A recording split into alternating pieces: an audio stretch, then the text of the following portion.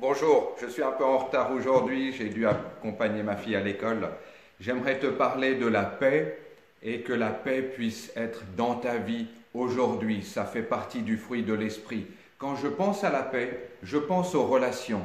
Je pense aux relations et les personnes avec qui nous sommes en contact, mais je pense aussi à la paix intérieure. Nous sommes tous appelés à être des faiseurs de paix. Et la paix se démontre dans nos relations les uns avec les autres. Et on n'est pas obligé de dire tout ce qu'on pense à certaines personnes. Et parfois, ça bouillonne en nous. Mais est-ce que ce qui sort de notre cœur et de notre bouche va bâtir et construire la paix?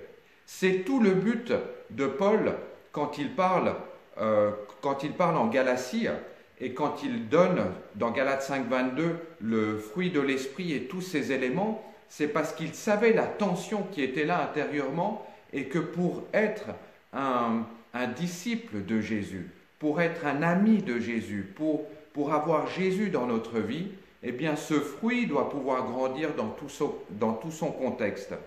La paix n'est pas seulement faite, c'est vrai, pour être en relation avec les autres, elle est faite pour que toi tu trouves cette paix à l'intérieur de toi. Il y a nos peurs, c'est vrai, face à l'échec, il y a nos craintes face à la vie et il y a aussi nos déceptions face à des relations, mais ce qui est important, c'est Dieu en toi. Si j'ose provoquer, ce qui est important, ce n'est pas toi, ce n'est pas moi, mais c'est Dieu en toi, c'est Dieu en moi. On ne peut pas toujours contrôler les choses qui sont autour de nous. On ne peut pas toujours contrôler le chaos dans lequel on est, mais on peut contrôler ce qui se passe au-dedans. Dieu nous donne le calme dans le chaos. Mais parfois, eh bien, Dieu calme la tempête, mais parfois, Dieu laisse la tempête, mais il veut calmer ses enfants. Dieu, dans sa parole, dit en fait, mais je suis venu et c'est moi qui combats pour toi. Reste calme, garde le calme. Parce que parfois, on a voulu combattre au nom de Dieu, mais parfois, on a aussi engendré, non pas la paix, mais l'opposé de la paix. Alors ma prière pour chacun d'entre nous, c'est que la paix de Dieu puisse descendre, puisse couler de la tête aux pieds dans tout ce que nous expérimentons, dans tout ce que nous vivons, et que nous puissions être ces faiseurs de paix, ces bâtisseurs.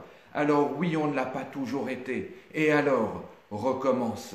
Oui, parfois on s'est planté, et alors, ce n'est pas grave, relève-toi. Oui, on a eu des échecs. Oui, parfois on s'est trompé dans notre attitude. Et alors, la grâce, est-ce qu'elle n'est pas plus grande que nos erreurs et notre échec? Parce que Dieu dit, eh bien, relève-toi, recommence et construis.